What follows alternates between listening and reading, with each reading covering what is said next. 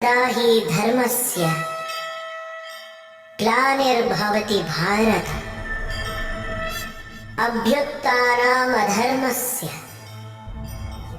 ತದಾತ್ಮಾನಾಂ ಸೃಜಾಮ್ಯಹಂ. ಯಾವಾಗ ಭೂಮಿ ಮೇಲೆ ಪಾಪ ಹೆಚ್ಚಾಗುತ್ತೋ, ಧರ್ಮಕ್ಕೆ ಹಾನಿ ಆಗುತ್ತೋ, ಆಗೆಲ್ಲ ನಾನ್ ಬರ್ತೀನಿ. ಇದು ನಿಮ್ಮೆಲ್ರಿಗೂ ಗೊತ್ತು. ಆದ್ರೆ ನೀವು ಯಾವತ್ತಾದ್ರೂ ಯೋಚನೆ ಮಾಡಿದ್ದೀರಾ, ನಾನು ಯಾಕೆ ಈ ಭೂಮಿ ಮೇಲೆ ಒಂದು ಜೀವಿಯಾಗಿ ಅವತಾರ ಎತ್ತಿದ್ದೀನಿ ಅಂತ? ಯಾಕೆ ನಾನು ಮನುಷ್ಯನ ರೂಪದಲ್ಲಿ ನಿಮ್ಮ ಮಧ್ಯೆ ಇದ್ದೀನಿ? ಇವತ್ತು ಹೇಳ್ತೀನಿ. ಪ್ರಪಂಚದಲ್ಲಿ ಪಾಪ ಮತ್ತು ಪುಣ್ಯ ಸಮತೋಲನದಲ್ಲಿರುತ್ತೆ. ಆದ್ರೆ ಯಾವಾಗ ಪಾಪ ಹದ್ದು ಮೀರಿ ಮುಂದೆ ಹೋಗುತ್ತೋ, ನಾನು ಬರಲೇಬೇಕಾಗತ್ತೆ. ಕಾರಣ ಏನು ಅಂದ್ರೆ ನೀವು ನನ್ನನ್ನ ಮರ್ತು ಬಿಡ್ತೀರಿ.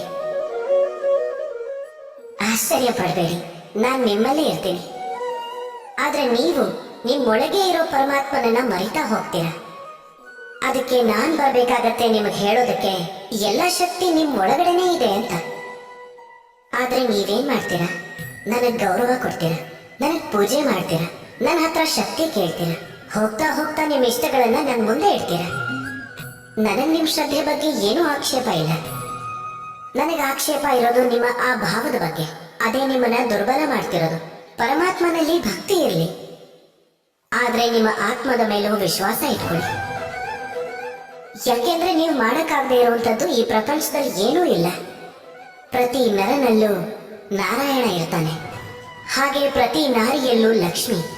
ಹಾಗಾದ್ರೆ ಕಂಡು ಹಿಡ್ಕೊಳ್ಳಿ ನಿಮ್ಮೊಳಗಿನ ನಾರಾಯಣನನ್ನ, ಬದಲಾಯಿಸಿ ಈ ಕಾಲದ ಚಕ್ರನ. ಆಗ ನನಗೆ ಸಂತೋಷ ಆಗುತ್ತೆ, ನನ್ನ ಅವತಾರ ಎತ್ತಿರುವ ನಿಜವಾದ ಪ್ರಯೋಜನ ನಿಮಗೆ ಅರ್ಥ ಆಗಿದೆ ಅಂತ. ಅದಕ್ಕೆ ಶಂಕೆ ಬಿಟ್ಟು ಶಂಕರ ಆಗಿ, ಇಲ್ಲಾಂದ್ರೆ ಬೆಣಚ್ ಕಲ್ಲಿನ ಹಾಗೆ ಇರಬೇಕಾಗತ್ತೆ. ರಾಧೆ ರಾಧೆ.